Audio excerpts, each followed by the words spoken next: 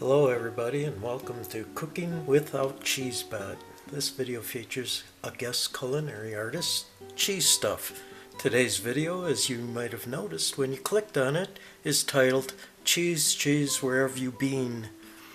This recipe will make quite a bit of stuff, so hopefully there's going to be more than just you eating it. But don't worry or miss out on this tasty delight if you're alone, because you can just store the remains in a refrigeration device, aka refrigerator, to keep it edible for days.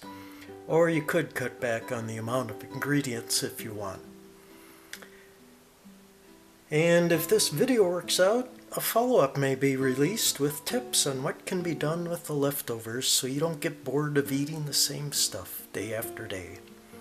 Making this dish will take some time, like several hours, mostly because you'll be sitting around watching and re-watching Cheesebot videos while cooking down or reducing the liquidy bean sauce.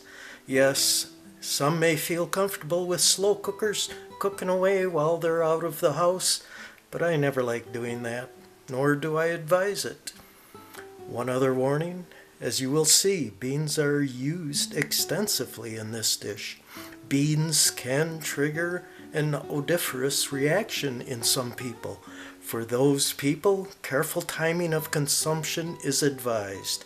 You have been warned.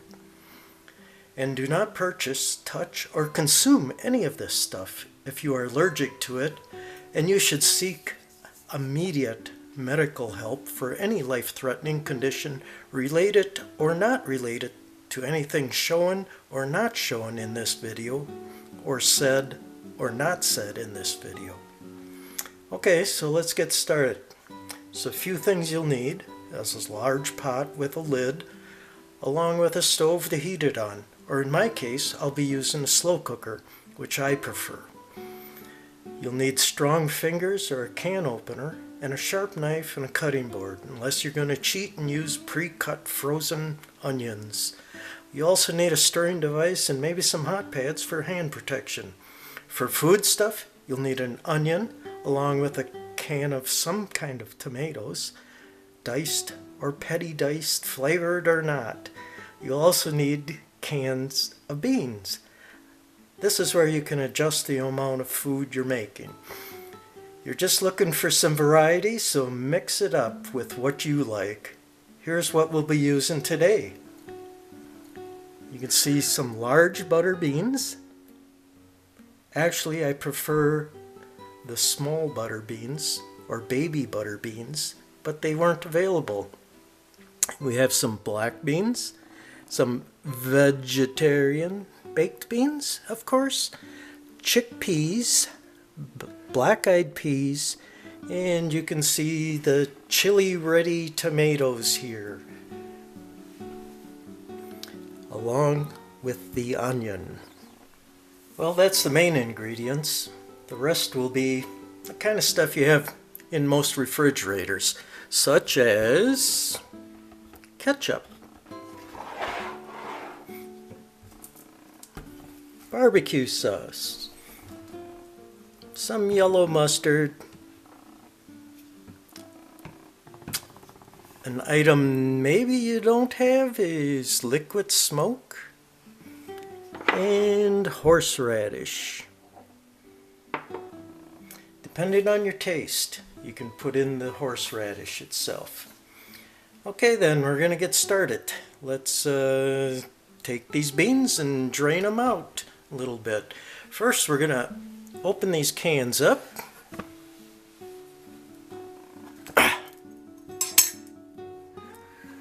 Here's where you may have to use a can opener if you don't have these strong hands like this.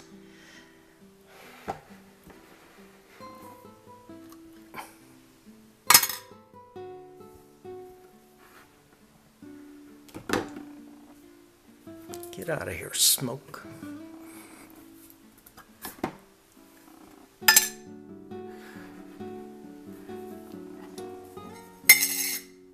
There.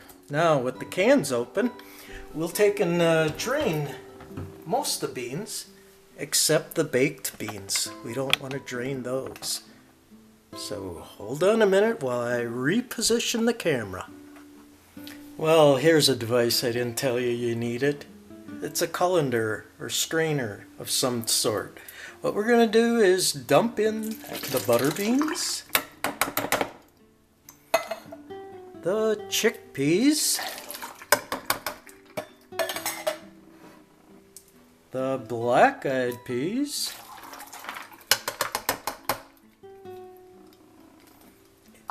and the black beans. These are usually fairly gloppy, and you may have to dig them out of the can or rinse them out or something. But anyway, once you have them in the strainer, you'll simply take and rinse them off. Get that bean goo sauce off them. I don't know what that stuff is, but if you got a use for that stuff, you let us know in the comments. Maybe it's good to eat or use for something else like paste or lubricant or whatever.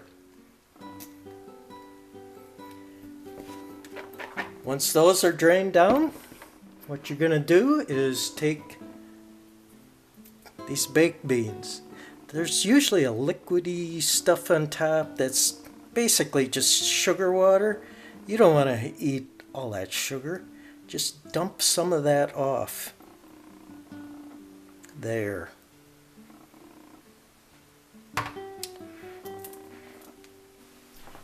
Okay, I got you moved. Here's what we'll start with is the onion. We're going to take and use about half of this medium-sized onion. And what I like to do is cover the remainder with a damp paper towel and place it in the bag it came in from the grocery store. I like these thin, cheap plastic bags. For some reason, the odor doesn't escape through these. It's probably some special plastic or something. But I'll just wrap it up and put it in the fridge for using for my next batch of beans. The onion itself will cut up.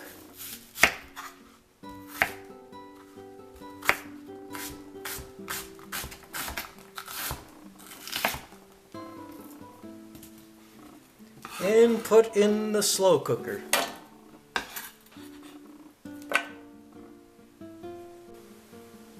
Well, things are moving right along. Got the slow cooker here. I just want to tip this up while I don't have everything in to show you the little dial here, and we're going to turn it on high initially to start our cooking process. Once you have the onions in, you can dump your beans in there. Just like that. Get your baked beans in there.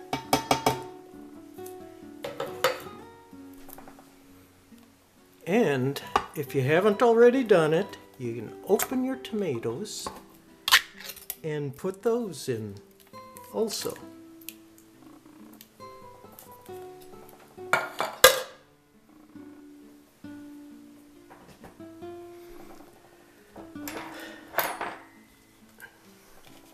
Now what you got to do is make the sauce itself. I'm going to start with a fair amount of ketchup, about that much. Got to have a little mustard, put that in.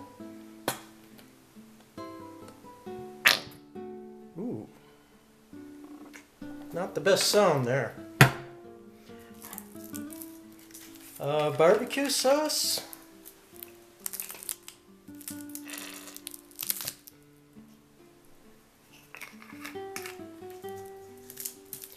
And for my taste, I like some horseradish, so I'll be putting a little amount of horseradish in there just to add a little flavor and a little zing.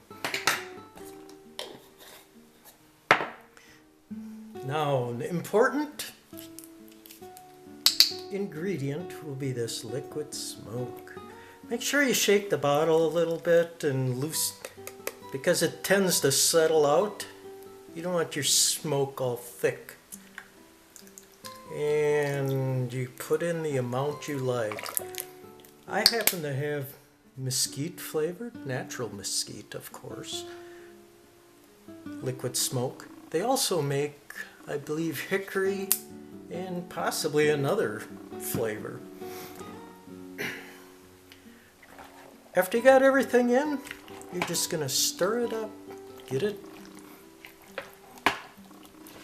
it mixed up good.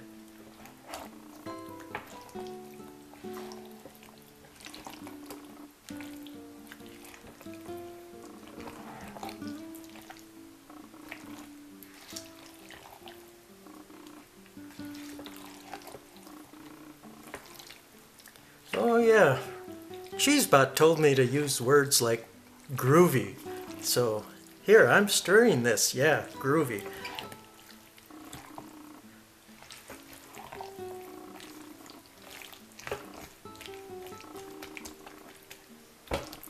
Just pat it down so it's making good contact there. Set your stirring device to the side and cover it up and wait. What you want to do is you start it out on high with a slow cooker. If you're using a stovetop, you'd probably use like a medium low, and you want to just bring it up so it's hot and steamy but not boiling. You don't want to burn the bottom. You want it just to, so it's gonna start getting rid of some of that liquid that's in there. Once it's hot, you're going to turn it down to low on a stove or the slow cooker. And what you'll do then, once it is hot, is you're just going to put the cover ajar so the moisture can escape. So you're trying to reduce the liquid in there so it gets nice and thick and gooey. It's also advisable to stir it like every 20 minutes or so, probably while you're watching the Cheesebot videos or whatever.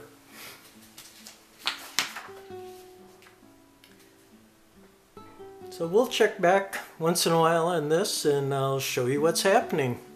See you later. Welcome back everybody. It's been about an hour now and we're just getting up to temperature. As you can see, I'll remove the lid here. A lot of moisture starting to condense on the cover itself, and you'll see some little movement there of the liquid coming up from the bottom and bubbling away. What you're going to want to do is just give it a stir here. Mix it around good. And now is the time you want to reduce the heat because you just want it to steam off naturally. I'm reducing the heat down to low. It's about number 2 on this slow cooker here. It'll do the trick. And I'll put the lid back on, but I'll leave it a little ajar so the steam and moisture can come out of the vents around the side there. That's it for right now. We'll be back later. I'm back again. Time to make a little stir here. Take the cover off. You can see it's starting to thicken up here. But it's still a little soupy in the bottom. One thing you should know is once it does look like it's thickening up, it will further thicken once it cools down, so we'll give it a little more time here. It's already been about 2 hours in here or so. See you later. Okay everybody, we're back. It's been about 3 hours here and I think we're gonna call it good.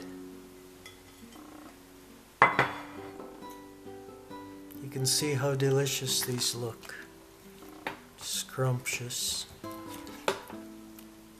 and groovy, of course. We'll scoop a few up here.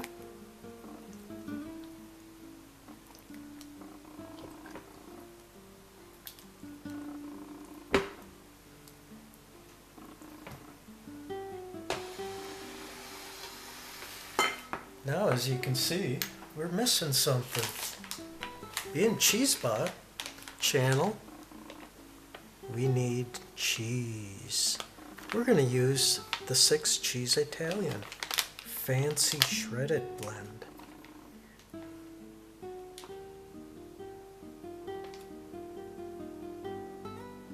There we go. Done to perfection. Okay, not really. Cheesebot wouldn't put up with that. We gotta get a decent amount of cheese on here. Make it taste good. And pretty. Well, that's it for this video. Now you know how to make the beans. Make sure you like or dislike, leave some comments, and share, of course, just like everyone tells you on YouTube nowadays. You have a good evening. Well, I'm back again. You know what I forgot? Is the taste test. Have to take a nice bite of this delicious bean dish. It's really great. And you know what else I forgot? I forgot to tell you to subscribe and turn on notifications. And now, the end.